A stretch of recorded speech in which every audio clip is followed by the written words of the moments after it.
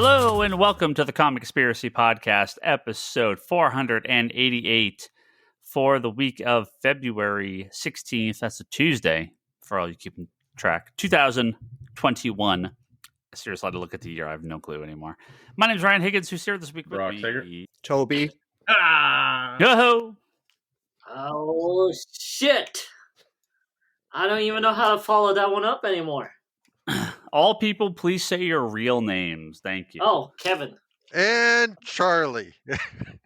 So what I love about this is I'm You just gave me the setup that I was waiting for. Well, what I love about this, we're recording. We use a program called Zencaster, and they have a new update. And I'm watching our like little waveforms move at like different speeds here. So my fear is it's like recording differently, and like just I don't know. We'll see if we can salvage this episode. We had to like force off our video. Like I have no idea what's going on here. This is super weird. This is the speed on mine. Is it? Yeah. Like I was like watching mine and Kevin's, where we were having like a little race, and mine was going faster than his down the little track. So yeah. Well, you just have to keep talking faster to catch up. It's like little horses, like you're at the amusement park. Like, oh yeah, we scripting the water. Shoot the water. Yeah. I know that game. I know that reference. Okay. So we have a bunch of comic news to talk about here. Shockingly, I think we have a limited amount of WandaVision to talk about. I don't know that we have too much to say, but we'll save that for the end if we get something to say about the last episode. But I have to start this week with the biggest news of the week. And that is that DC Comics is being sold to fans, and that's the end of the story. There you go. 100% official, 100% legit, So totally happening. How do you prove that you're a fan and not another corporation? Like, how does Marvel prove that it's just a fan? Bleeding Cool Scoop. It's their scoop of the week. Yeah, no, I'm serious though. How this is a real story, of course. So how do we prove that we're just normal folks? So a little background here. So yesterday, of all the horribly untrue rumors that Bleeding Cool likes to spread, and the complete clickbait and nonsense that they have just become just flooded with in the last year or two, way more than ever before. It's been bad, but never as bad as this. Tweeted out a tweet: DC Comics buyout in the works from fans with lots of money. This is the headline. This is the tweet. Do you have lots of money, Brian? You go buy them. Well, no, it's not just any fans. This isn't. We're not going to be kickstarting to get money to buy Ambush Bug. Okay, these are real fans that are very rich. Okay. According to Bleeding Cool, last year a number of high-rolling individuals were given tours of the DC Comics Burbank with AT&T and Warner officials. Bleeding Cool has been made aware of plans by big-time DC Comics fans with access to lots of money, many millions from across many businesses. The best businesses, so much money, all the money, big businesses. You'll never believe how many businesses. Is this huge? It just feels like huge. They're not in China. So I feel like we're missing something in our life these days. Like something's just not there. I feel like something's just missing. It's a good thing though. So a collaboration of some of the biggest cheeses, with a combination of personal wealth and raised capital, are making an approach to AT&T. Now this is where we get into the good parts. Okay, not to buy DC Comics outright. Not to touch the movies, the TVs, the game, or the merchandise, but solely the rights and ownership of the comic book side of the publisher. So if your sarcasm sense has not gone off by this point, this is of all the things I've ever read, of all the fake rumors and nonsense, this is by far the most stupid, the most impossible, the furthest that will ever happen. In no way, shape, or form would anything like this ever occur. I don't know who is trolling Rich Johnson, but bravo. You got he just takes hook, line, and sinker every time. I applaud everyone that gets him to write these articles. It is now hold on. He does have some people have backed him on this, okay? Because Rob Liefeld has heard similar rumors. So, I'm sure we're gonna get to the bottom of this any day now. For the Kickstarters. Like, I am not a IP lawyer. I don't run a major corporation that deals in the thousands, 10,000 IPs that Warner Brothers owns that are part of DC Comics. I just have something called common sense, and common sense says to me, none of this works the way he's proposing. You cannot buy the comic book rights for DC Comics. Now, DC Comics could go to IDW, go to Boom, go to Dark Horse, and license their comics to them. They absolutely could. 100%. We already have IDW publishing some Marvel comics now, right? Tons of book companies publish books and comic-related stuff about Marvel and DC Comics. These are licensing deals. Absolutely. Could someone approach DC and say, we want to license some of your characters and do a line of comics?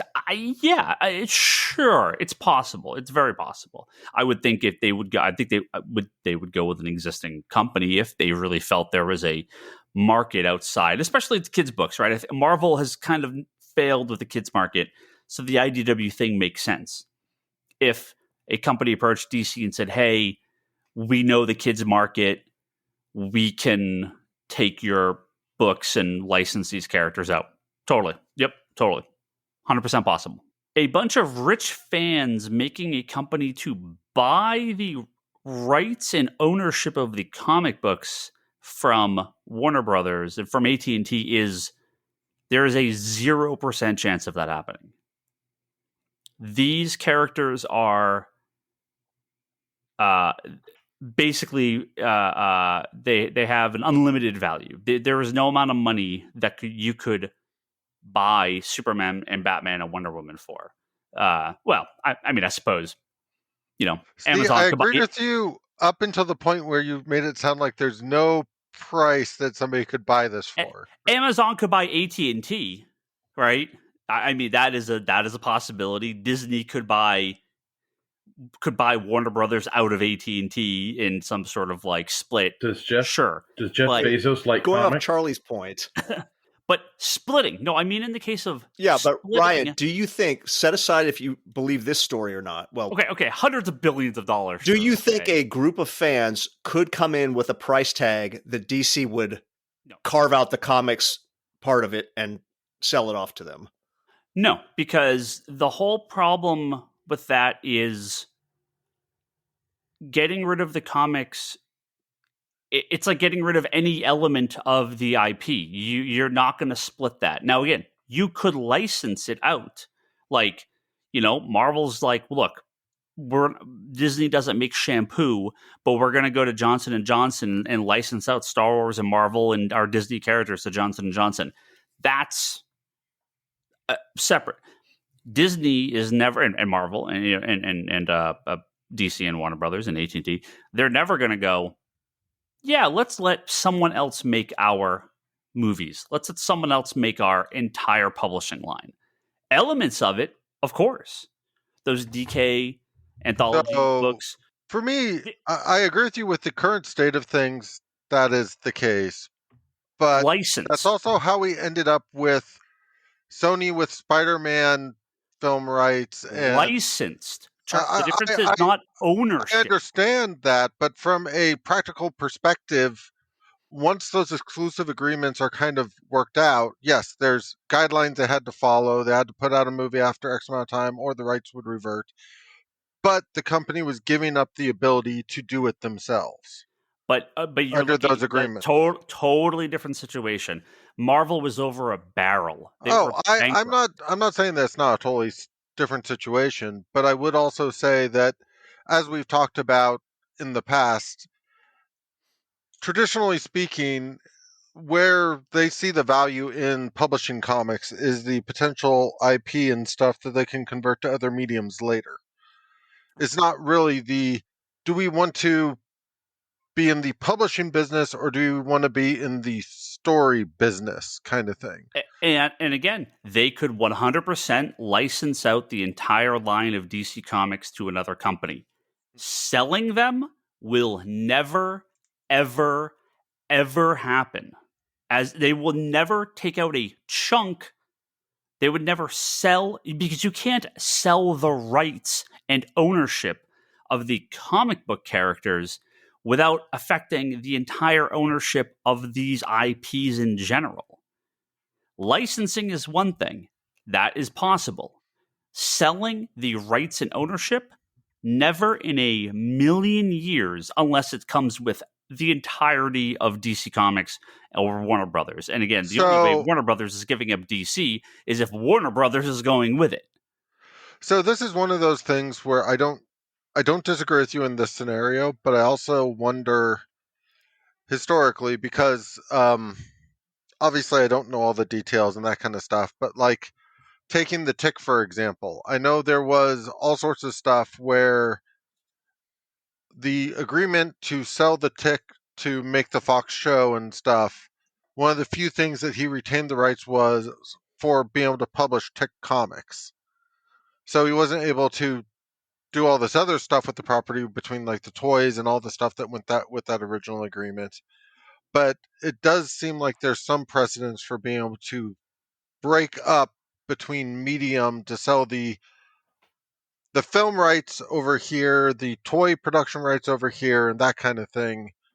Sure, but again, it's a case where it's I know that's a creator-owned property dealing with businesses. Right. I'm just saying that kind of thing suggests it's at least possible to separate out that stuff. Sure, of course. It is possible, but it will never happen with Marvel or DC. Specifically with Marvel and DC because of the depth of characters that they have never touched, right? Could you in a million years have put Groot as one of the most important characters in the Marvel universe 15 years ago? No, of course not, right? Or Rocket Raccoon, or hell, even like most of the cast of Captain America, Thor, Iron Man. I mean, most of these characters are just background characters, but more people know Agent Carter now than fucking most comic book characters. So to me, they would never give up the potential ownership of a character that they would then have to license back to do something with. Which is that's the sticking point that I wonder how would affect certain things. Like if they license IDW to make some comics and whatnot, I kind of agree with the overall sentiment that it makes sense potentially to let some of these other companies and such. But then that company has to be hiring writers and artists and stuff to work on these books. Mm-hmm. And it gets into that question of, are they allowed to technically make any new characters? If they are allowed to make any new characters, does it automatically revert back to... Oh, sure. Yeah. Well, and is Warner Brothers going to be like, cool, we don't write the Superman comic anymore. Okay, suddenly Superman's a Nazi in the comic books. Yeah. Like, that's not going to happen. They would never allow that situation to happen. They would never let these characters out of control in any format. Anything in licensing. They want to control what is still going on. I mean, hell, with that thing that Lane gave me the like few years ago for Christmas, that Superman big old, like, they were doing it for the video game. It's like, you have to follow all of these guidelines. Like, you get to make the game, but you have to follow Yeah, the of course. guidelines. Like somebody going in outright buying, Yeah, you know, picking and choosing characters to randomly buy, like that makes no sense. well, it's not picking and choosing. I mean, the thing is to buy DC Comics and the rights and ownership of the comic books. But like again, that's never going to happen because it's too tied in with the characters, and you would have Warner Brothers is not going to allow someone out of their control to work on these characters. Now, if they license them out, they have to go through licensing guidelines. We've seen these IDW books being run horribly late recently, and I guarantee you it's because of licensing with Marvel. They're just having some conflict with Disney of getting this stuff out. So, well, and in the past, especially on the Disney stuff, since obviously I don't know a lot of the details, but like I remember Slave Labor talking a little bit when they did the like Haunted Mansion and the Gargoyles comics, that they underestimated how long it would take to send the book over to Disney and wait for approval and stuff like that. Like, it's not just the guidelines in a lot of cases. There's still sort of some stuff in play for like final approval and that stuff. Right. And so, yeah, there's no way they would sell them. Sure. Okay. Yes, of course. Company says we'll give you $50 billion for DC Comics. Okay. Well, then, sure. Whatever. Okay. Like, but you got to think about it. They're making Diamond. I think I when I looked 2018 numbers for DC Comics through Diamond was probably about 200 million. You figure they're doubling that on the back end at book companies. So let's say 500. Let's say $500 million. It's $500 million a year in revenue. Times that by 5 to 10 times to estimate the value of the business. Who's coming in with $2.5 billion to buy DC Comics? No one. That's Jeff Bezos. No one. That's not a accurate way to determine. I mean, so I guess here's the thing that's always thrown me, and it's not to say that I don't agree with you to a degree, but you look at the amount of money that Star Wars was purchased for and Marvel was purchased for, and yeah, looking at those numbers, like I instantly kind of felt like it was really that little, because you do think like all that IP and all that should generate a lot more. But I also figure that when you deal with all the costs and paying people and whatnot, as we've talked about, when you're dealing with a lot of these larger businesses, Disney's not looking at the money that Marvel Comics is bringing. Yes, they probably care a little bit more about the toy sales and all this other stuff, but like the comics themselves, I doubt is more than just a general line item that's farther down their spreadsheets. Yeah, I mean, the comics are very profitable, right? I mean, these companies are not small. They make hundreds of millions of dollars a year. They are just not making billions of dollars a year. But they're never going to get rid of the comics. The comics are the just the breeding ground for everything that these companies do using these characters and other mediums. You know, all these animated movies, just chunks of the live action movies, television shows, they all draw from the source material. They have these characters that are created that pay very little. At the end of the day, comic creators make very little compared to screenwriters and people working in Hollywood. So it's super cheap labor for them. They get unlimited resources. Why would they ever give that up? It would never happen. Never happen. Ryan, I just got a note from Rich Johnston. He'd like to thank you for spending so much time on this story. He appreciates the clicks. No, because this is just like the thing the other week. The problem is people see the headlines. People believe this shit. It is my goddamn duty to tell people that it's full of shit and not real and not happening, because it pisses me off. I stopped listening like an hour ago. You're telling me I can't own Fairchild and Griffin because unfortunately, Toby, highly unlikely. Highly unlikely. I'm putting in a bid on Brother Power the Geek, and you bitches better not come in and outbid me at the last second. I'm going to get GeoForce no matter what. It is just infuriating the amount of messages I get from people, the people that come into the store, because all they see is a headline. They're like, DC Comics is selling their characters or what? Like, and they don't read anything else. And I'm not mad at them. I'm mad at the people that do this. right? I'm mad at Bleeding Cool and other sites when they make these fake stories up. It's fucking nonsense, and it's really frustrating. Well, the fake it legitimately stuff hurts spreads faster than the truth and stuff. way more, way that's way the more. problem, right? Is you have like I helped somebody out this like yesterday or the day before, and they were like they were talking about Punchline, and they're like, yeah, Punchline is trans, and I'm like, huh? And then I was like, oh wait, this was debunked back in March of 2020, and it's like, oh yeah, there was like half a second, and I'm like, this is still going on, like, what? Yeah. It's pretty funny. So, Chris Conroy, who's one of the senior editors at DC, some of the stories we'll talk about later today were stuff that DC announced. He said, there's going to be lots of days with cool DC shit coming up soon. He said, I'm kind of paraphrasing there, but he said, what you are witnessing across many levels of the company is the DC staff being turned loose to make what they love. I know that cuts against a lot of the narratives that are circulating out there about DC, but all I could tell you is what's happening from the perspective of, the job that I do every day. And someone said, you mean you're not about to, actually, this is my friend Jim says, you mean you're not about to be sold to several cool, handsome investors who are just off camera? And of course, Chris Connery then posts the great Nathan For You picture of Nathan Fielder, where he's laughing with his friends just off camera. So if you know Nathan For You, you should go look up Nathan Fielder. So DC Comics is not being sold to fans. Sorry. Have you tried to get Chris on? Sorry, everyone. No. I mean, editors. A lot of them don't do. I don't think they normally do. So it's the story that they're going to look into licensing more stuff out. No, I don't think so. I don't think they're doing anything. I really hope they don't do that because No, I don't. Why would they? They could license out the kids stuff. I think that is the most of all these, the only likely scenario, because DC and Marvel have traditionally had trouble selling the kids' single issues. The market is not really there for that, though.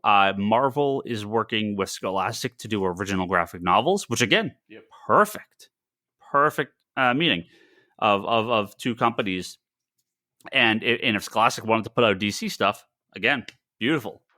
They got that market nailed. So that's Scholastic, in theory, licensing deal that makes sense. Do a Justice League versus Avengers book. They might be able to if they get both of them. Maybe they just have to have equal time on the page. Yeah. So, I mean, I honestly, I hope it doesn't go the whole crazy licensing route, because it's already weird enough that Disney's not really putting out their own comics anymore. That in America that they're all licensed. It seems like in Europe you still got business stuff, but they always have been. Disney's never published their own comic books, ever. Was there actually a Disney Comics publishing line for maybe half a second? But there's no Disney does not. Marvel now, but they've never published their own comics. It's always been licensed. It was Dell, it was a Gemstone, it was Gladstone, it was Boom. Well, I know that IDW. Just noticed. Which one was it? I think Marvel changed up, or Disney changed up where they print the YA novels, at least the Star Wars ones. They changed it to Lucasfilm Press. Like, they were being published by Del Rey, but now they're like Lucasfilm Press. That may just be their. It them just be their internal. Yeah, it's probably part. I wouldn't be surprised if it's with Del Rey. I mean, if they were doing it originally, I don't. They may have started their own publishing house to work with them, but I'm not sure. I don't know enough about it. So DC Comics. Wait, isn't this month when DC's going to go under for Rob Liefeld's prediction? A couple weeks. Next week, according to Rob Liefeld, next Wednesday. So enjoy your final 2 weeks of DC Comics. Well, we do have some actual news, and it's actually a lot of DC news this week too, which is new solicitations just came out, or coming out. Yeah, no, it just came out. So got some big things. Milestone is coming back after many attempts. Static, Icon, Rocket, and Hardware will be the first set of books coming out starting April, with digital first miniseries, of course, print copies following slightly after. So this was the in the early mid 90s, the DC's imprint of African American, and I think they were not all Black creators. I think they had some other people of color creators. I got to go back and look at the full list. I feel like there was a few more people involved. So they're going to have their first set of miniseries, Static, of course, Static Shock. Their big main character. So that's going to come out in April, and then I'm not sure.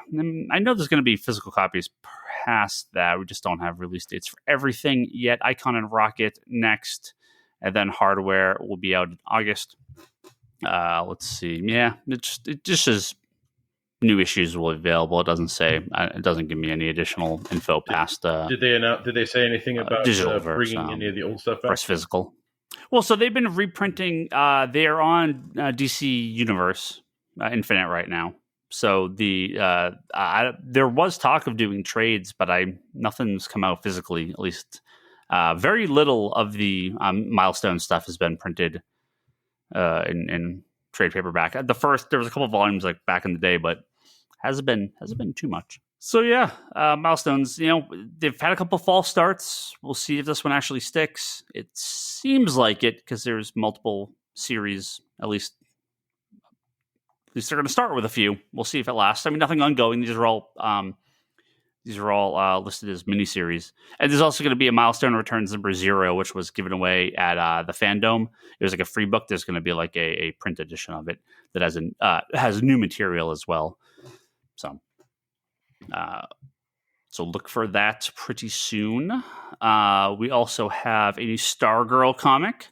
This was kind of teased because obviously Geoff Johns is doing Stargirl in the Infinite Frontier. So there's going to be a 48-page Stargirl special written by Geoff Johns, drawn by Todd Knock. And it's going to, Kevin, if you need more proof that we're going straight into just anything can happen, we're going straight into the Seven Soldiers of Victory on here, and this is old school Shining Knight, Vigilante, Crimson Avenger. So yeah, they're plus Green Arrow, Red Arrow. So there's they're mixing up the different versions of these characters. I don't know if they're going to involve any of the Morrison stuff. I would guess not. But there's going to be a eighth seventh soldier. So what? We'll see. That makes no sense. An eighth seventh soldier, yeah. But the Stargirl Spring Break special. I can't wait. We refer to it just as a seventh soldier alternate. Sure. I just like that. John's getting to work on Stargirl again, and he's done some very dark stuff. But Stargirl's never been involved with the Seven Soldiers before, is that right? Shining Knight was and you've seen the show, right? It's a very similar role in the comics. Shining Knight was in the comics, that original run back in the 99, 2000, 2001, whenever he wrote that original series. So yeah, Shining Knight was in there. And there's talk of the Seven Soldiers, but not this. Yeah, in Stars and Stripes. Star and Stripes. Star. And, I never remember if there's S on the end. Stars and Stripe. Yeah, STRIPE. So, is there a picture of the characters in the solicitation, or are you just reading the description? No, there sure is. Yeah. Okay, I got to check it out. I want to see if everybody's coming back from is the Vigilante in there? Yeah, so it's Vigilante. It's Shining Knight. It's it's the Crimson Avenger and Wing is Wing there. Crimson Avenger is the black female version. Oh, who okay. Was in.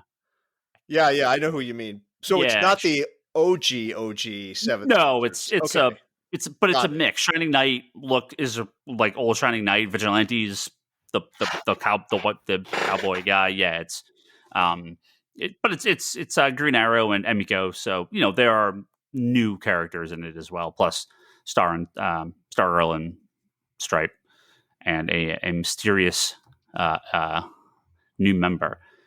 So yeah, I'm excited to see what they do with this. It's like I said, it's a little more lighthearted for Jeff Johns, who's done a lot of really dark stuff the last couple of years. So speaking of lighthearted, what Kevin's take on this is, this seems right up his alley. I have no idea what this story is. Just announced today? Yeah, sure you do. Just announced today. We have a new set. For a company going out of business, man, DC keeps making new comic books and new comic book series and announcing new stuff. It's just crazy. After 30 plus years, DC is finally doing a series of comic books based in the 1989 Tim Burton Batman universe, as well as the 1978 Richard Donner Superman universe. So Sam Hamm, who we had on the podcast a little while back, that was pre-pandemic, he's going to be writing the Batman story with Joe Quinones doing the art, who I absolutely love. And going to bring in Catwoman and a new Robin, as well as a Harvey Dent and Two-Face. He's going to try to erase 89 versions of all those characters. The Schumacher versions, right? We're gonna get what's his face? Lando. I'm just having so much fun going. So do you think it will be 2 years, year and a half? When do you think we'll get the announcement of the crossover comic? Oh, I need the Wonder Woman, Superman, Batman 89 crossover, but I need all of them. I need the whole all three of them together, because they've already done the Wonder Woman comics, right? Yeah. The Linda Carter stuff. Did the Linda Carter stuff end up crossing over with the 66 Batman, though? Yes. Yeah, that's what I thought. They did one, right? I want to say they did. Yeah. Well, just get them all together. We needed the 90s Flash. That's rough. That would work. 90s Flash that's comic. A little rough. Oh, it'll work. So Superman's going to be by Robert Venditti, art by Wilfred Torres, and set in the world of the film starring Christopher Reeves. So I'm just wondering. It seems like this is going to be Return. between the first and second, maybe. It says in which Superman has just been introduced. Yeah, so it's got to be after Superman the movie, but before 2. Yeah. So I'm really excited for these. I like it when they do these. You know, the comics that are more specifically based on the movies and TV shows, and Injustice obviously did very well. I'm just trying to think. In the last 10 years, we've had the Smallville continuation, we've had the Wonder Woman continuation, we've had the Batman 66 continuation. The Arkham. I mean, if you count video games, you have all the Injustice and that stuff, and Arkham. But I'm just trying to think of any other TV. I mean, they've had like the Arrowverse comic stuff that they've done. Yeah, briefly. And we have the Batman the Animated Series stuff they're doing right now. Yeah, that new series. Yeah. I've said this for a while. I mean, it must just be a likeness thing, but I am fucking baffled that Marvel doesn't have like an MCU comic book. Yeah. I would think that would do incredibly well outside of even inside comic book stores, but especially outside of comic stores. Don't they have those prequel books? Yeah, sort of. But some of those are just like, aren't they just like adaptions of the movies? No, they're like, they have like prequel books to the movie. They do, but a couple of them have just been like adaptions of other movies. Yeah, it's weird. They're like very short, and they're not like a regular thing. I want to say, like, I'm totally remember this wrong, but I want to say for like Age of Ultron, there was like a Black Widow prequel book. There was like Hawkeye prequel. Right. No, yeah. So they've done a couple of these like two issue prequels. Yeah, but I have to go back and look at the list. I don't remember. Series. It was literally like one shots. Right. I believe most of them were 2 issues, but a couple of them were. They said they were a prequel comic, but all it was an adaptation of one of the other movies the character was in. I have to go back and look and figure out which ones it was. And maybe it was like a Black Widow one where they just recapped Iron Man 2 or something. I can't remember what it was, but they were a little bit. I don't remember. The only stuff that I can remember Marvel doing sort of similar to this was they did like the X-Men 92 comic not too long ago.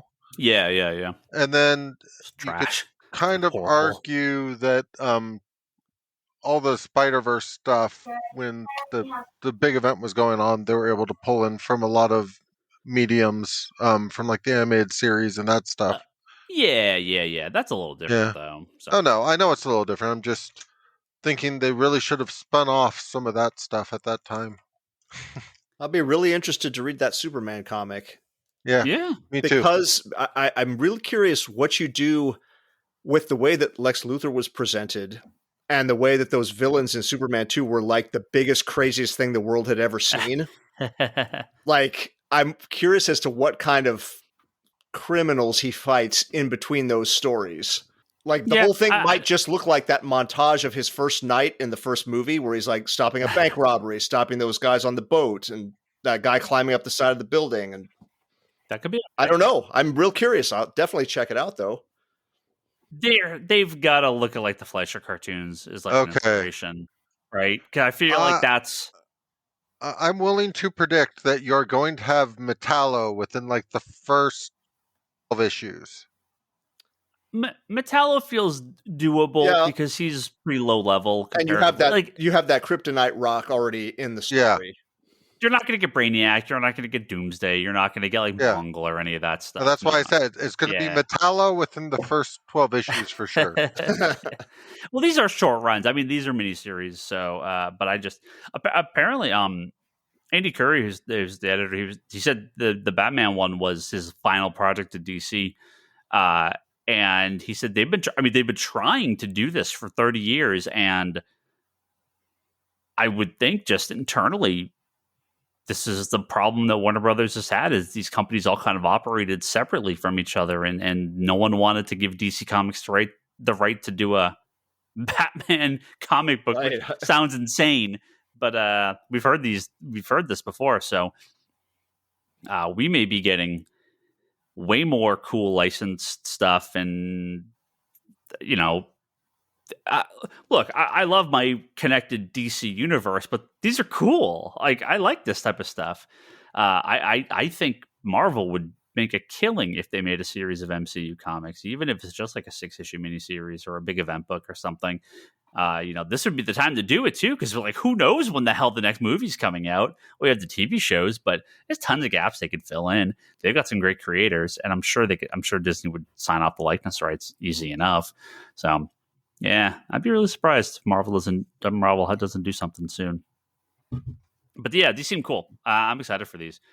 And I'm glad they're miniseries because I can kind of test the waters. And if they do well, they just do more.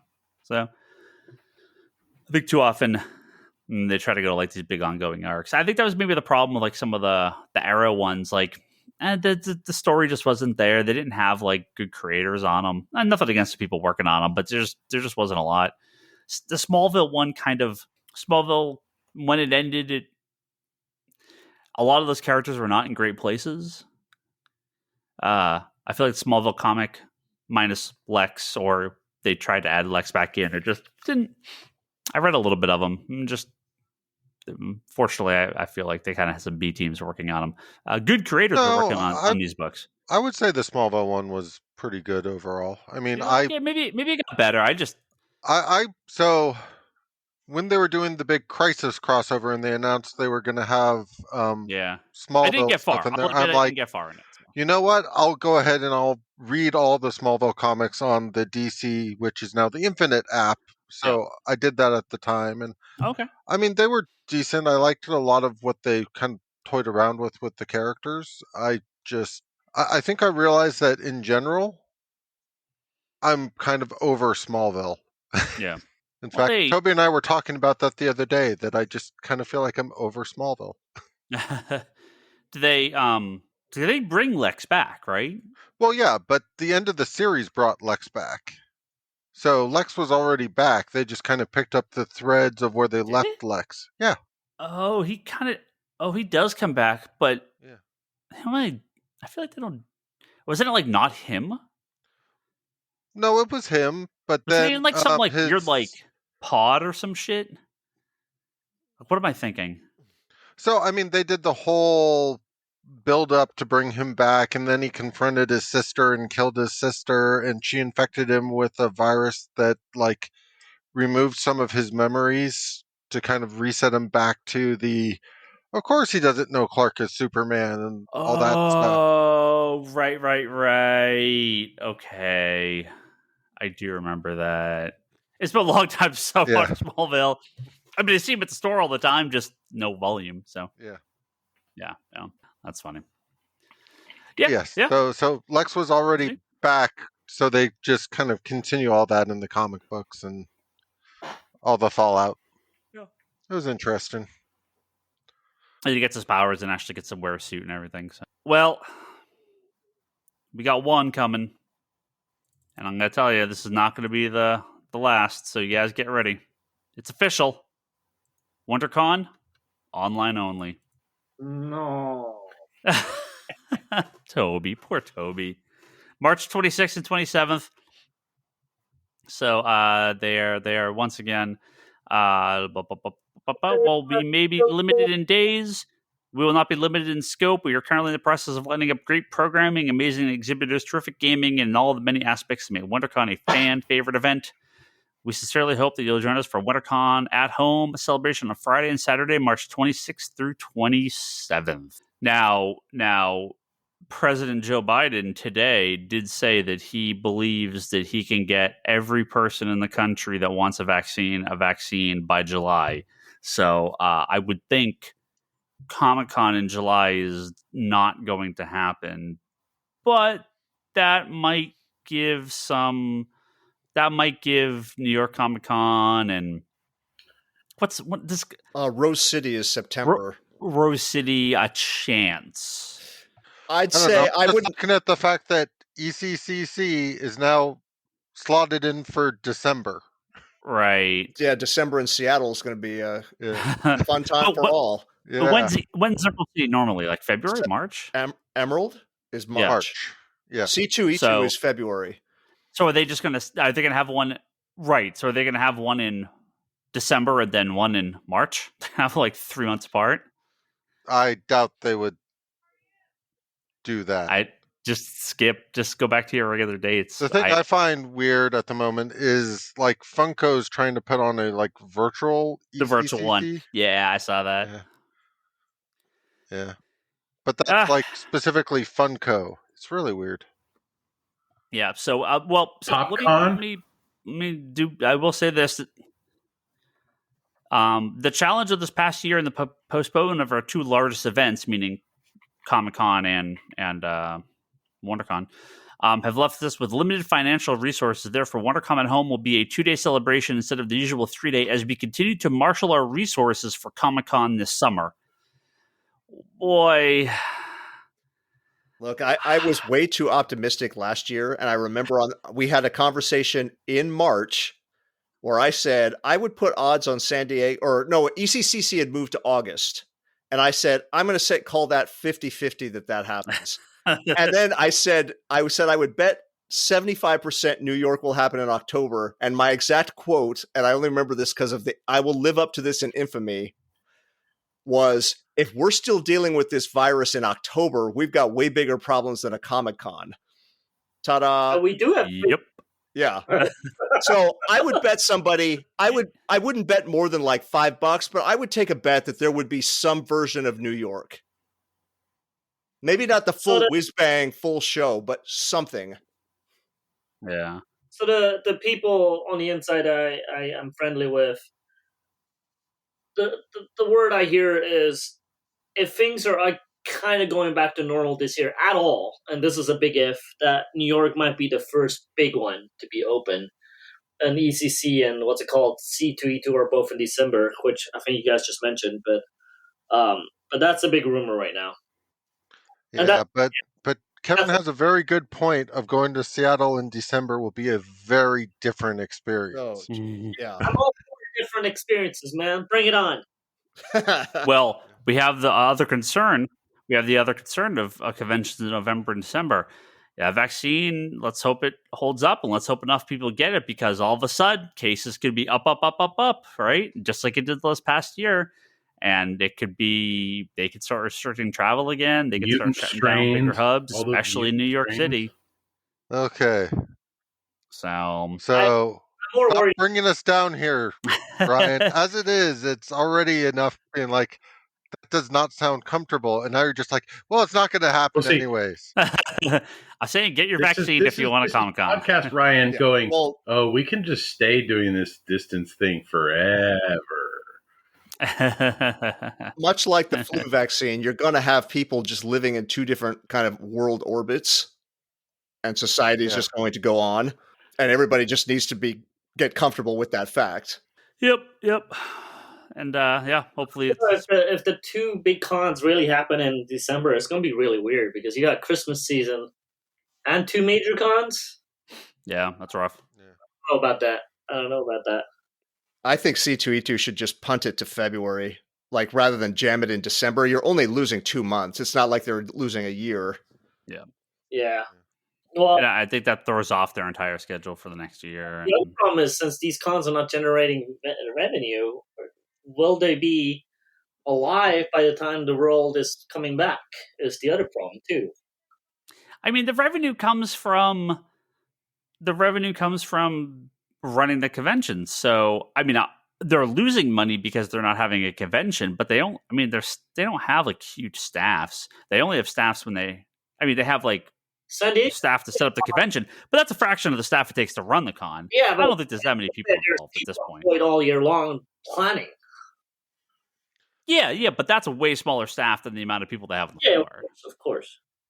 So I think they've got a skeleton crew. I mean, obviously Comic-Con has a lot of employees compared to any other convention, but nothing compared to like how many people are on the floor.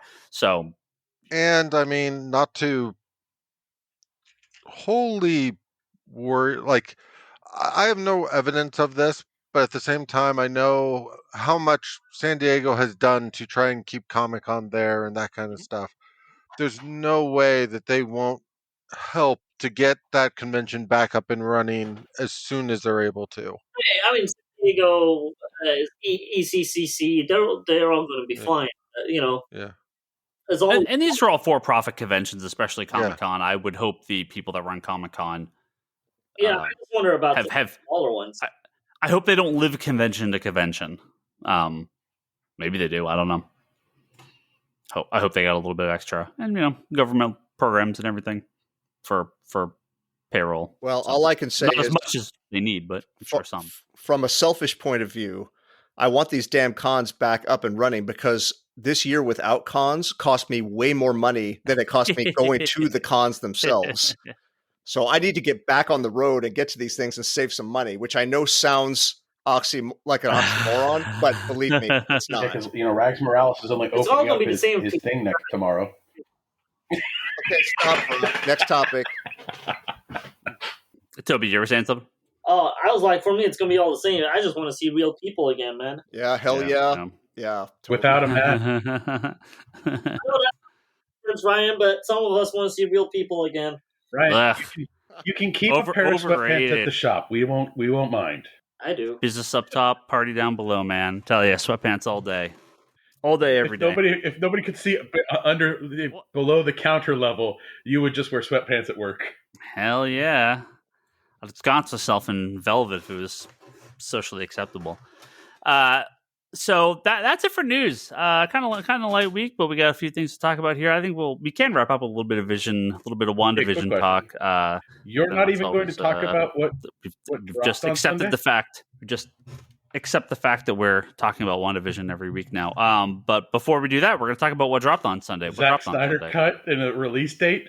Oh, sorry. How did I not? Yeah. How am I the one reminding yeah, you that's of that? actually a good thing to talk about. Thank you. Where's my house that's not? Well, on we my list? already had the release date. We just got the full trailer. Hey, there we go. Yes. The trailer. Snyder Cut trailer. So, Snyder Cut trailer. I'll write this down. Snyder Cut. Yeah, I'm in, baby. I'm in. Oh, shocking. I was already in. This late breaking news just in. Ryan will watch the Snyder Cut. I mean, I was Rich already in, Johnson, but I'm hold in. on. I'm calling Rich. I was already in, but I'm in. Yeah, it looks cool. It looks fun. The Joker's in it. That's fucking weird. So Jared Leto Go- Joker go- is in it. That's yeah, Jared Leto's in it. Go joke. Go Zach. You do you. Like I'm did Darkseid seem a little fascinated. This So I think the thing that fascinates me the most about this, and this kind of has to do with the more we see of it, is my original expectation is the tone got changed and all that, but the story basically stayed the same with all the reshoots and that kind of stuff. But that's not what it seems like now at all. Like no, I don't think so. the one way or another, it seems like they completely changed the movie compared to what it was going to be originally. And how much of this has kind of been added in sort of this since the Snyder Cut was greenlit, and how much of this was already the plan before it got re-edited and reshot and that stuff, I don't know. But I am very much convinced now I won't just be watching the same thing with a different tone. Well, with the first season, you already got to see that almost last shot. That's completely Yeah. different. Like with a ship coming up, picking them up versus them watching like this oasis being built. Right? Yeah. You know what job I wouldn't want is customer service at HBO Max for all of the what's wrong with my signal? Why am I getting only the picture in the middle of the screen? With that aspect ratio they've chosen. Man, 1661 is a weird choice for an American audience, but that so the more standard 4:3, but theatrically it's 1661. That's how he filmed it. So when you watched Justice League, you lost the top and bottom. You just get it matted. Yeah. So which is usually it's the opposite way, right? When you have the full screen video, you're cutting off the sides. This was filmed that way, which is, shows do that, but and movies do that, but it's not common. A lot of old Disney animated movies were 166 or 1661, whatever you want to call it. Or this one might even be 137. This looked like a complete square. At least on that trailer. No, I thought. I have to look. I thought he said trailers are probably like I've noticed a lot more on on YouTube. Trailers are going to more of a square format to fit for like going over to like watching on a mobile device or social media. Like if you go to Instagram and repost it or something. So they're kind of going back to that square versus the long one, because most they're like most people are going to be watching this with their phone vertical. They're not going to turn their phone anymore. Okay, IMDb has it at 137. Huh, really? And a juicy 240 minutes. Kevin, are you pumped for the podcast that we're going to have to do? Over 4 hours, baby. So wait, is the assignment to watch the entire? Is it going to be like treated as a? I told Charlie this is going to be a 4 1-hour episodes at my house. Is the assignment to watch it as the entire thing? Yeah, you got to watch the entire thing. I mean, you could take bathroom breaks because it's streaming. Oh, thanks. So what is the difference between 137 and 166? So it's just slightly. 166 is the British aspect ratio. It was used on the first James Bond movies. Yeah, I thought it was 166. So 137 is 137 is a square. Right. Well, a little wider than a square, but because I'm looking at here because 4:3, which we know as standard F television, is 133. Yeah, so 137 is just most people wouldn't even notice a difference between 33 and 37. Okay. Huh. Yeah, all these aspects. Apparently, Kubrick shot a lot of his stuff in 137. Yeah, a lot of these aspects ratio stuff is real weirdo. Yeah, that's weird. So it's. I mean, God, the difference is so minor. Yeah. Well, so Snyder is doing so a lot of the Kubrick on the original home video releases of his movies were released 137 full frame. Yeah. Because they were matted. So you shoot it full frame and then you mat the top and bottom to display it on a widescreen theater. So Kubrick wanted The only disadvantage is you might get a boom mic or something because you're expecting to mat it, so you're not paying attention to the top and bottom. That's the danger of it. Okay. Huh. Yeah, it's really interesting. See, to me, it feels like so weird that they would prefer that format higher with the vertical instead of wider. Instead of wider. Wider feels like such the more natural. I don't know. I'd be fascinated to see like a documentary about why I think people do. I think one of the things is the further out you go, the less people are paying attention to what's going on the sides. So if you kind of come in, but they used to have those. They used to have those like Panavision or whatever the hell they were that were like but those were from humongous. That looked but those were from more of the like. Those are from more like the epic shots, like the large wide shots, which I understand going wide for things like that. But when you come in close, you can lose stuff in that. I mean, I could see something like a Kubrick movie where you just want to like zoom, you want to really focus on a character like dead center of the screen. But that shouldn't be Justice League. Justice League should be IMAX, like big widescreen, huge battles. Could you imagine the ending of the Endgame? That shot where they pan out and you see all the characters, but it was like 4x3. Like, would that be super fucking weird? Yeah, what a weirdo choice. What a weird choice. In the format or not? No, it's being released in.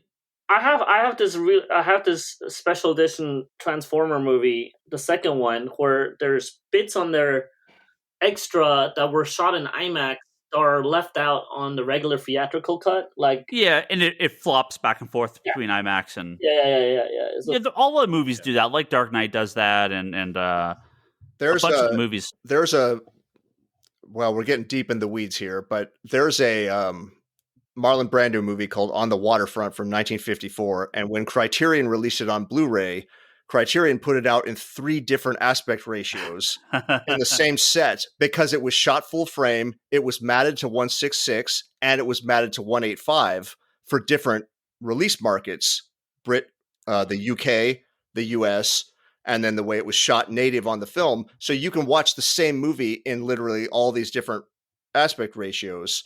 And I think Snyder's doing the Kubrick of, I filmed it this way. We're not going to mat it. It's going to be my full, for lack of a better word, tall vision.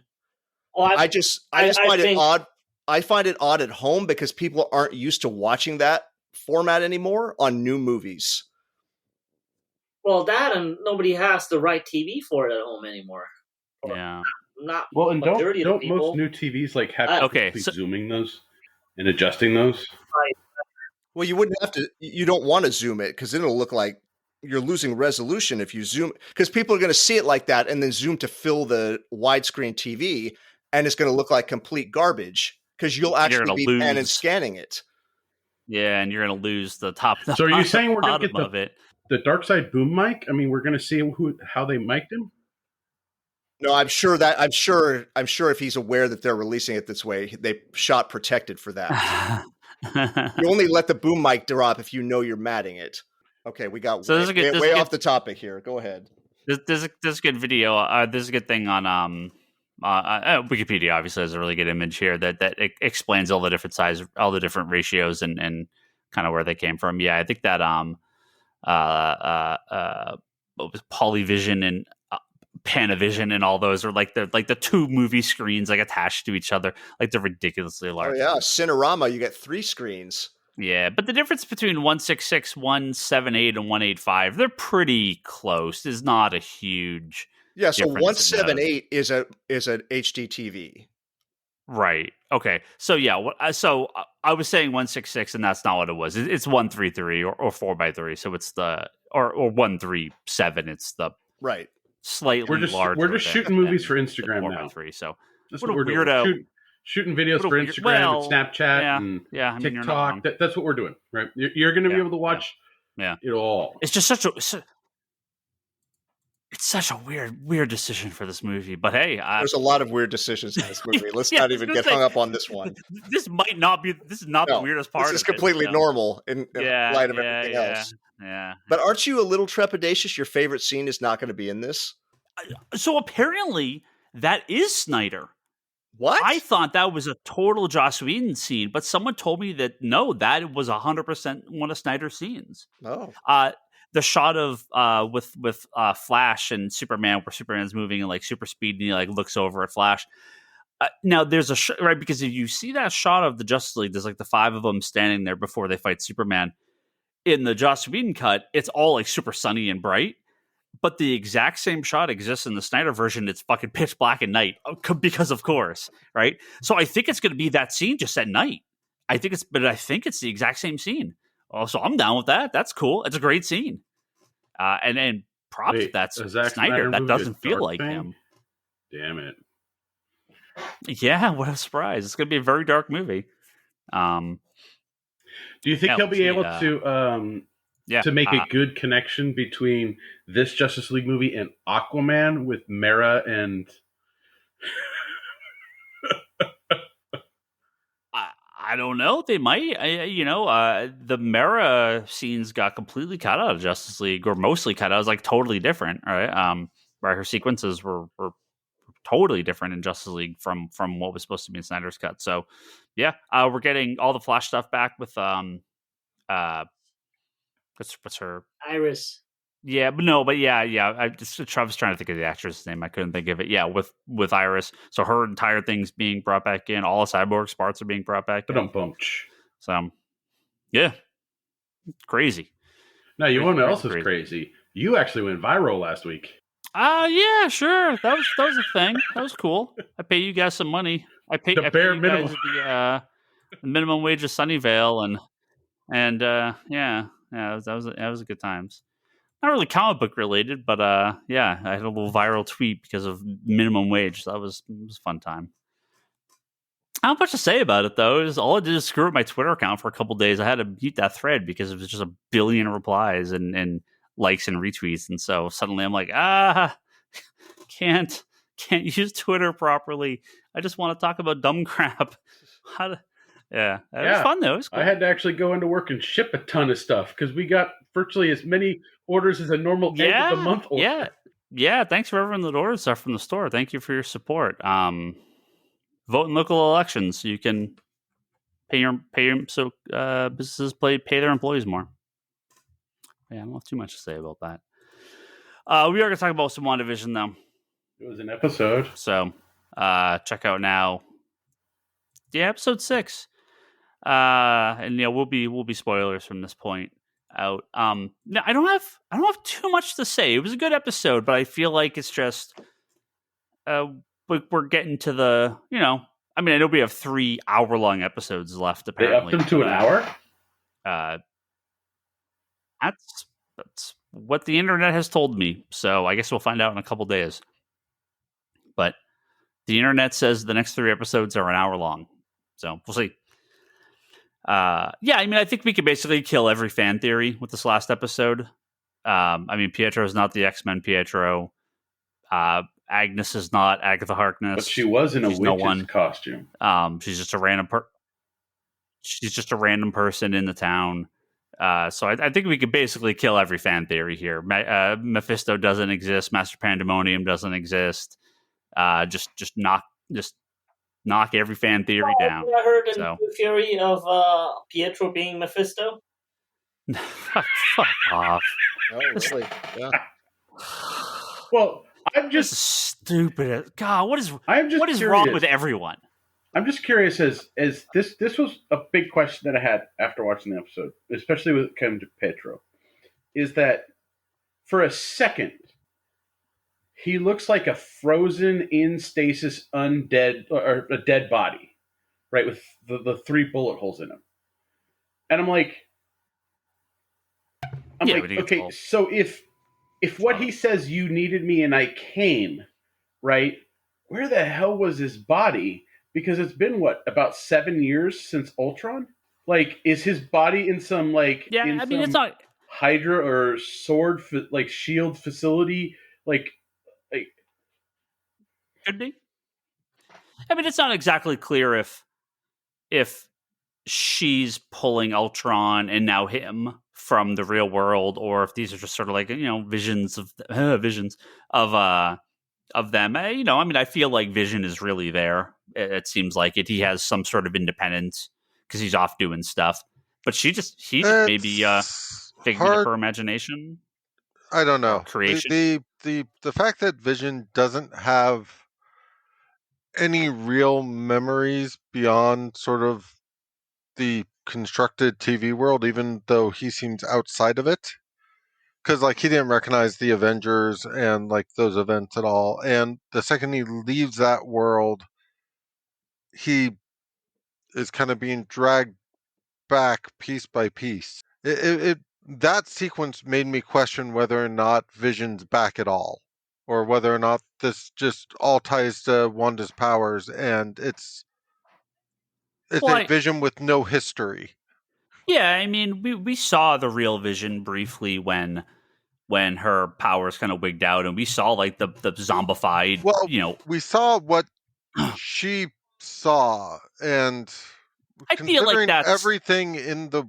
So, two things. One, they already showed that whatever's going on is rearranging molecules and all that, which means anything, like, it's not an illusion. It's not like poof, the illusion changes and you see the way things really are.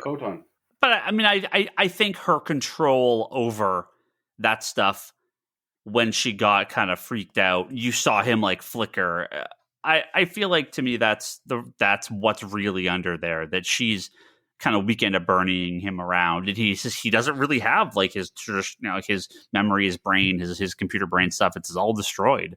He knows what she wants him to. So, but that's what I mean. If she's really kind of used her powers to rearrange his molecules back together, I don't necessarily think it's so much of that's the way he really is when the illusions dropped. I think those kind of scenes are more just her being forced to face the reality of what happened to him or what happened to Pietro and that kind of stuff. Like, I don't think they're being necessarily weakened at Bernie's or anything like that. But, I mean, we'll see. I just, the fact that the flak jacket got rearranged to pants and stuff like that suggests this isn't an illusion what people are seeing in the world, and she's just constantly being able to rearrange it. Yeah, at the end there, I mean, she goes, I think as close as you're going to get to her going like Full House of M, and it pushes out, and it's now changing everything around them, right? So, yeah, no, I think the stuff is changing, but it feels like she still has to control this stuff, that she still has some level of control here. And if she got taken out for whatever reason or distracted too far, because, right, the people at the edges, when Vision sees them, they're just kind of stuck on autopilot because she can't control that many things. That's how I took that. So I think it is still like, she's not changing everything permanently. It's still under her control. It's her sphere of influence. So, and we, like you talked about, yeah. And she powers up at the end there and just boom, it just shoots her way out. But yeah, like it's but clearly that's not going to go very well. Having that lady that's hanging the decorations and crying, right? Because that's where she's still being forced to do stuff, but the control isn't absolute, so she can still feel what she's doing or know what she's doing. And then you get to the end where... Well, I just figured it's the people out there are without a script anymore. Basically, once somebody's outside of Wanda's direct, like, this is what this person should be doing, this is what this person should be doing, they just kind of get stuck on an autopilot with but at the end it's all just frozen, not actively controlling. Like it's frozen to be ready for that, right? Because Vision's walking around and everybody's just standing frozen. So it's like if the boys went towards that area or they walked towards that area, then everybody would start to, continue with their designated, like you said, script. Yeah, probably, because there was that lady that was like putting up like the decoration like crying. Yeah, I don't know what it was. The decoration, yeah, and she's like, the tears go down her eyes. She's like, I'm stuck. So they're not being actively used at that point by Wanda. So yeah, I think again, people are like looking for this mysterious villain of the show. I don't think there is one. I mean, it's Wanda. Sorry, I don't. I'm still hoping that's the case, and I don't know what it was about this last episode, but this last episode made me feel a little bit more like they might still pull that crap. Like a real villain, quote unquote. Yeah.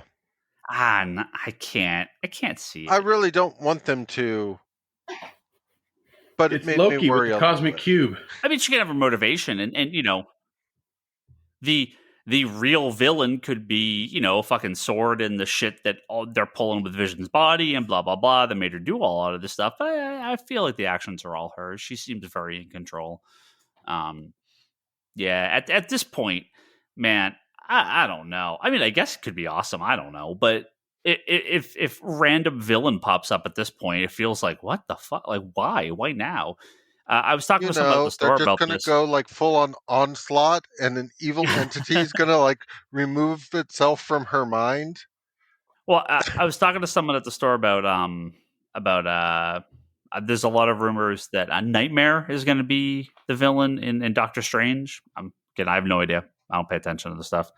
And I said, you know, sure, if Wanda was having like nightmares in every episode and she wakes up and there's shadowy figures in her bed or, you know, outside her bed, and every time she wakes up, it's a new world, or, you know, if you had some inkling, if you had some connection, maybe, but like there's none, there's no hint of any villain of any kind ever in this show. So, you know, saying the devil's in the details or whatever the fuck, that's just a line. That's not, we would have seen something by now. I just dismiss those theories outright. But you know, whatever. I don't know. We'll see what happens in the next couple of weeks. But no, this is another good episode. I kind of finished the episode. I was like, I don't have too much to say. Clearly, this was, you know, I think 4 and 5 were sort of the big ones, depending on how you know what you were looking for. It's funny. I just see someone on the Facebook group that was like, you know, they're gonna have mutants because she can make these mutants, and I'm like, no, Photon's not a mutant. She specifically is not a mutant. She's just like all the other heroes. She gets her powers by an accident. She doesn't get them from And birth. Wanda's the accident. Being mutated and being a mutant are two different things.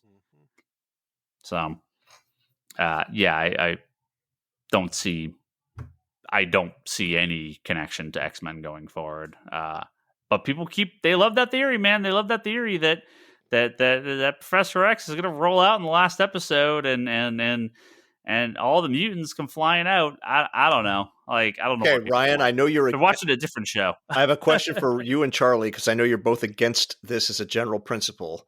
If you had to pick who shows up between these two characters in episode 9, Magneto or Mephisto, you get one.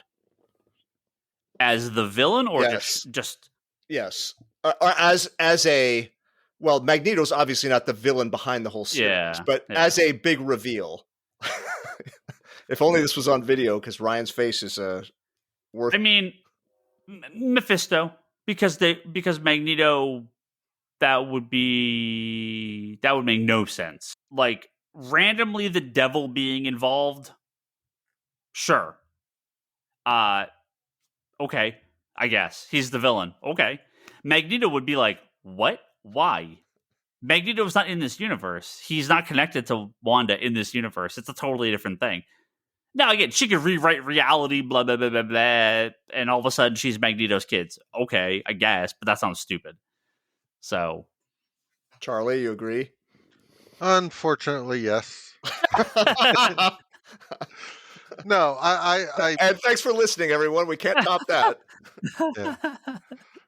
It's one of those things where, as much as I like the way they've used Magneto in these kind of stories in the past with like House of M and I think even Disassembled, there's really no way to bring him into this because there has to be a history there that there's been no indication of whatsoever. Like, maybe if they did decide to go back towards the Quicksilver from the X-Men movies, you could kind of make the leap there if he kind of showed up to find out what happened to him. But that would be a huge leap. Yeah, I mean, her House of M hex explosion merges through the multiverse, and now the X-Men universe and the MCU are connected. She is merged with her X-Men counterpart, and now her and Pietro are Magneto's kids, and Magneto shows up To in start episode the 9. Brotherhood of Mutants. Sure, I guess that could happen. That does not feel like the plot of WandaVision, though. No, it doesn't. Doesn't it sound horrible just to hear yourself say it out loud? Like, See, if that happened, I'd honestly be like, so when did Fox take over this production? yeah, like that could be the plot of a Wanda, Quicksilver, and Magneto television show, but that's not the plot of this show. It's maybe like halfway through the script or halfway through writing, they're like, "Oh fuck, we bought Fox. Throw everything away. We're going this way." I mean, I guess they could, but I don't think so. I think one thing that people still are in love with that idea that this is a backdoor X-Men pilot, but I just don't buy it. Not only because of all of the narrative heavy lifting you'd have to do in 3 episodes, but it minimizes the Vision because he's no part of that. Yeah. And this seems like it's about 2 characters. And for that to be where you're going with this, the Vision is irrelevant to that story. Yep. Exactly. Yeah, it just makes some sense. For me, it just comes down to I really, really don't see them trying to shortcut the X-Men movies into like the MCU in any way. Like, right, it would be so dumb of them to do that. The X-Men movie, when it comes out, is going to be a fucking. They don't need.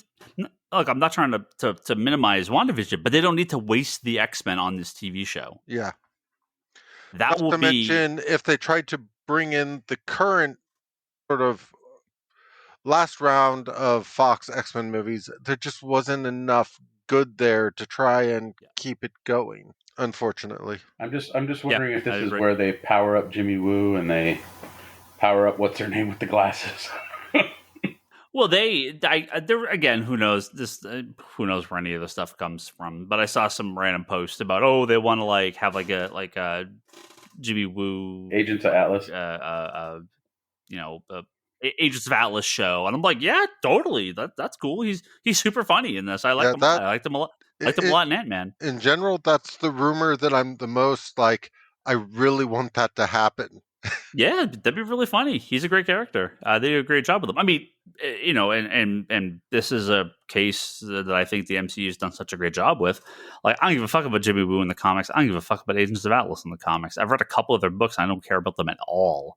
Like, they show up and they're nobodies. But in the MCU, he's really good. He's a really fun character. It's not like that at all. I mean, again, it's a totally different character. It's no relation to the character. Wasn't Jimmy Woo in the Secret Warriors with the Hickman stuff? Maybe. I don't remember. I never finished those. I only read a couple issues. I enjoyed it. I think I read most of it. I just don't remember. It was so long ago. I saw talk about them wanting to bring in Quake. Oh dear God! Please don't. Name from Agents of S.H.I.E.L.D. Let's just have whatever multiverse thing erase the Agents of S.H.I.E.L.D. show. Is she still around? Does she? I'm assuming she survived the whole show. Was she there? Yeah, she survived the whole show. Does she leave the show, or does she stay there the whole time? No, she was in the entire show. Like, she never left or anything like that. I felt like they lost people in those last couple seasons. I mean, yes, Mockingbird and like that other guy, and I would. Toby, man, we need Mockingbird in that Hawkeye show. Like, come on. Toby's gone. He's not there. Toby, you still around? You gone? Oh, I was talking. I didn't realize I was on mute. Oh. I wonder how much stuff I was saying that you guys didn't even hear. You haven't said a word in like 20 minutes. So. Oh, okay, great. No, we just kept talking right over him, and he's like, "God damn!" I was kind of annoyed. I was like, "Fuck, nobody gives a shit." Okay. If that's not a thing that happened that just defines the COVID era of talking while you're muted. I was saying stuff they were just talking over it. I was like, I guess I won't say anything anymore. That's really good. That's really good. This could only happen to Bryce. We'd notice if Bryce didn't talk for 20 that's minutes. true. Okay. No, it never happened to Bryce. Well, say what you were saying then. No, I have forgotten at this point all the stuff I've been yelling out. But Mockingbird. now I feel really strange because I've been just in my room on the computer. No one can hear me back. All because of a slash over a mic. No. Good times. Well, look, I'm totally for Mockingbird showing up on Hawkeye, which will totally lead into my West Coast Avengers movie or spin-off show. So, and Wonder Man is totally going to show up in WandaVision, and I'm going to have my entire West Coast Avengers because Moon Knight show is coming too. See, if Wonder Man showed up, the only thing I want to know is it's still going to be Nathan Fillion. Oh yeah, that's right. That'd be great. So what's his name? Rich Johnston, whatever his name is. Clean and cool. Yeah. I'm gonna go ahead and write a story about that because it's all very, very true. I'm willing it into existence. Nah, I'd love it. Yeah, I think I have no problem if they want to bring those characters over. You know, she's not traditional Mockingbird, but I have no problem with her. She did a good job.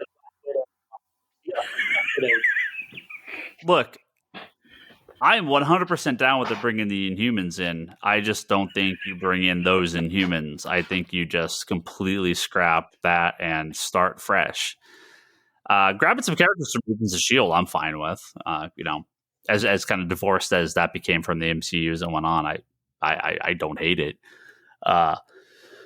Inhumans, you just completely scrap and start over because I don't hate the actors, really. They just need to pretend that never happened. That should have never happened. Did anybody watch the entire thing? You kidding me now? I couldn't. I only saw, was it 6 episodes? I think I'm the only one that actually kind of enjoyed the show because I thought it was very accurate. I watched, I think, 3 or 4, and I just couldn't finish it. You know, the Inhumans just came late because if that came out like 20 years ago, it would have been shit. Oh, sure. Lockjaw would have been like the biggest thing on Earth. You kidding me?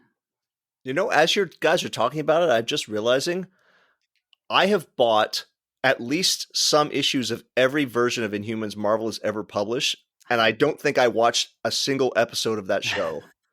Well, they have a lot of like 4-issue miniseries that never go anywhere. And then they were in Amazing Adventures in the 70s. Yeah. And yeah. Well, I have the fun of trying to, this is not Inhuman related, but I'm trying to figure out what German parts of the Eternals I was reading as a kid that I actually enjoyed because I don't think it's that Kirby stuff because I don't recognize the art at all. So I'm trying to figure out where I read the Eternals. There was a second series in the 80s. That must have been it. That must be it. That must be because it's in the 80s when I was reading it. So maybe the translations were actually much faster or not so behind as I thought they were originally. Yeah, I'm sure some of it came over pretty quick. Any questions? Yeah. Well, I don't have like I said, I don't have too much additional to say about WandaVision, but overall, yeah, it was a good episode. We'll see what these next big couple episodes, these hour-long ones are. I'm sure we'll talk about them. If we don't have anything else, we will go ahead and wrap up. I didn't get any. I didn't grab anything on Twitter or anything like that. So, a couple weeks till Snyder cut of Justice League. Now, the question Brock had raised is because if we always record episodes longer than the episode of the movie we watched, we're going to have to either start at 6 p.m. or we're not going to go to sleep till 4 a.m. Or you split it as a 2-parter. Do we record on a different day? I think we can do the Snyder cut in less than 4 hours. Yes, because it's a movie you've already seen. This is just an alternate version of something we've already seen. So it's not like we don't have to go around the table and say, what did you think of Aquaman? What did you think of Wonder Woman? We're going to deconstruct everything down to the frame. Am I on mute again? No, you're not. Oh, okay, damn it. A Starbucks coffee on it's going to be longer than 4 hours. I'll bet that. Okay. bet that. Well, we Kevin, we didn't even do that for Endgame. Kevin, before you bet that. No. He says he's in. A Starbucks is one of those. I'm in. Go ahead, Ryan. Drink one of those. We cannot. Blended ones. We cannot do the review without our good friend Bryce Larson. So I'm going to talk. Then we're going to be him. doing it in the summer because you're going to get him to watch a 4-hour movie. Are you kidding me? I'm going to ask him. I didn't say when the episode's going to get released. I just want. I'm going to ask him what the odds are of him watching that. I'll answer you zero. I'm going to ask him. So we'll see. I'm going to talk to Bryce. Well, Higgins, here's what I can commit to you, bro. I'll start it, and I can't promise I'll finish it, and that's got to be good enough. Now, I only watched the first 35 seconds, but I have some thoughts. 3 hours later. First of all, they can go fuck themselves with this aspect ratio. I have a widescreen TV. I want that screen filled. I like how the movie hasn't even come out yet. We're already spending more than the trailer amount of talking about it. It's so good. I have to agree, though, that the aspect ratio is super weird, and it's turning a lot of people off. Hey, you're a European.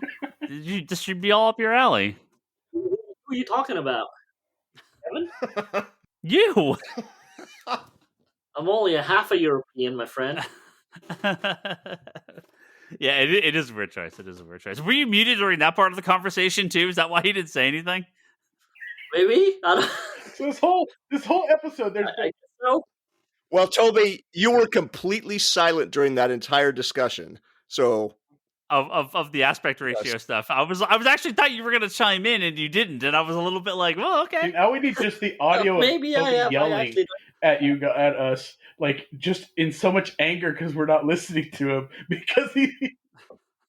But Brock, would it be great? You just run that as a bonus track with no context, like you wouldn't hear any of the rest of the show. Yes. You would just hear that. Just Toby's track. If Sandcaster actually recorded it, so you yelling, and Ryan is like, "Fuck this episode." Play it back, and it's just you screaming it, and none of us responding.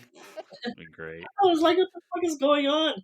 Now that's the kind of Patreon content that people come for. I was like, man.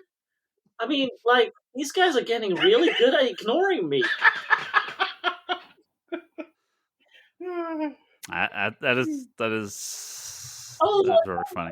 I was like, Charlie was pretty good at it before because he kind of just marches on his train of thought. He just like, I'll keep on talking. I was like, everybody learned from Charlie to just keep talking. I was like, It was pretty good. It was pretty good. Well, I'm sorry, Toby. I would have. Any thoughts you have, you're more than welcome to come back to next week, and we'll sure more stuff to talk about. But for now, so I because of this bloody podcast, though, I can't. I marked my calendar off. Like I was going to watch all the Snyder movies, like before, like each night before. Luckily, the basketball season will be over, so I'm doing Man of Steel on Monday. The podcast on Tuesday. Wednesday, I'm doing BVS, and then it comes out on a Thursday, I believe. Thursday, I watched the movie. But since the reveal of the Joker, I may have to add in the Suicide Squad now. So I might have to do like Sunday watching Man of Steel. It's a very different. I mean, it doesn't seem to be like the same. But it's the same actor? Yeah, but it seems like it's not the same character. Well, okay. Well, back to Monday, Man of Steel, and then the podcast is in the way, and then BVS, the director's cut, and then we got Justice League, the long one. Oh, I should rewatch Man of Steel. It's been too long. Okay. All right, we're gonna wrap up. Thank you to our Patreon backers: Joe Duff, Jesse Peterson at the Comic Book Matters podcast, which you could hear me on the most recent episode talking about my secret origin of how I got into comic books and The New Warriors, one of my favorite comics. We just Darkhawk 4 shit about a bunch of stuff. And it did, yeah. It's my first comic. Noise. Jim It's coming back, isn't it? Darkhawk, there's going to be a new one shot. Yeah, by some of the original creators and new people. You gonna have that be in every subscriber box? Because we're in No, here. probably not. Not a smart business, man. Not a smart business. Jimmy Rivera at the Social Forum podcast, Andrew Nelson Mendez at Recovery of an Anime Junkie podcast, and Craig Anderson over at Clear Path Coaches. Go please check all those guys out. Thank you very much. Over at patreon.com/comic conspiracy, you can kick us a couple bucks and help support this podcast. And the high tier backers get a little promo every week. Thank you all. Please go to geekbox.net, comicconspiracypodcast.com, Apple Podcast, and Spotify for all our previous episodes. You can, of course, go to comicsconspiracy.biz, which is where we have all our comics and items for sale on our website, and you can go purchase anything from there. Brock's a delivering, packing machine recently. So Brock does all our packing and shipping, so give Brock a little bit more work to do because he doesn't have quite enough. ConspiratorBrock.com. That's Brock's blog, video posts, and unboxing videos. Wanderers in the Fourth Dimension podcast is Charlie's Doctor Who podcast. And don't forget the weekly interview series Between the Panels at fanbasepress.com. That is Kevin Sharp's series of articles he does on there. Interviews all sorts of cool creators. New, big, upcoming, all sorts. And go to leannehill.com or etsy.com/shop/leannehillart. That is my wife Leanne's Etsy store, and you can see her artwork on there. Give us all a follow on Twitter. I'm Ryan Higgins Ryan. Toby is TobyXI. Charlie's Insanity and Chaos. Kevin is at Kevin Sharp. The store is ComicsCon Store. And every now and again, just go to @BrockSager, check it out, see if it's back up. Brock, one day. If you want to message Twitter support, tell them why you do Brock @BrockSager dirty. I don't get it. Perfectly fine. You forget one word, and apparently you're violent and threatening, and unban Brock from Twitter. Wait. What were we supposed to say about Brock to Twitter people? Hashtag free Brock. Okay. Oh. Hashtag free Brock. Oh, okay. Sorry. I might have been doing some other things to Twitter people. Maybe that's what I meant. Don't forget to Geekbox. Don't forget to go to Geekbox, where we talk about some of the same stuff we talked about on this episode of the podcast. That happens often. But not talked about in the Geekbox, it didn't get announced today. Fucking 50-minute first Nintendo Direct in like 530 days. Toby, are you psyched for tomorrow? Nintendo Direct, baby. It's back. I actually never watch them live. Oh. Yeah. It's half the fun. Well, is the locomotive guy gone? The locomotive guy? Yeah. Reggie Fils-Aimé? Yeah, he's scary, man. He's gone, right? He is gone. He no longer works for Nintendo. Yeah, correct. He retired. Locomotive guy is gone, and me actually even maybe try to watch it, but yeah. I always pay attention live. If I'm at work, I see all the announcements, and then I watch it when I get home again, just to be able to sit and enjoy it. Because the Nintendo Direct is a wonderful time. What are your guesses? The Pro Switch, or as no, we call it, the Super Nintendo Switch? No, absolutely not. No. So no day for Zelda. We're gonna get a Zelda 35th anniversary bundle. Part 9? No. Final Fantasy VII Remake Part 2. Pikmin 4? No, they just came out, and that's not on Nintendo. Oh, usually then why is there Direct tomorrow then? What they're going to announce? They're going to announce the Zelda 35th anniversary stuff. It's going to be a Zelda Switch, because they're not releasing a new Switch. It's too popular. They're not going to cannibalize their own sales. They're not going to announce Breath of the Wild 2. They're not going to announce. They could announce a new Mario. I think that's possible. Mario Kart 9 as like kind of a wrap up for their 35th anniversary. No, they're not. Are they going to do a Zelda All Stars? Mario Kart 8 sells too well. They're not going to put out 9. It's a fucking juggernaut. They're not going to cannibalize their own sales. They have actually another DLC for Mario Kart 8. Yeah, I can see them more DLC. Yeah. Yep. I'm tired of all the Mario Kart. They're going to have some more Smash characters. No, but Zelda though, you think they're going to do an All Stars or what? How are they going to celebrate it? Yeah, sure. They're gonna do Ocarina of Time. They're gonna do Majora's Mask, and they'll do like a Wind Waker, like a 3-pack or something like that. Well, Ryan, they're just gonna announce a whole bunch of amiibos that you're gonna have to buy. I will buy them all. Master edition because I missed many Zelda games, so I want one that has just everything. I would think that's unlikely, but I think you're going to get a couple of them.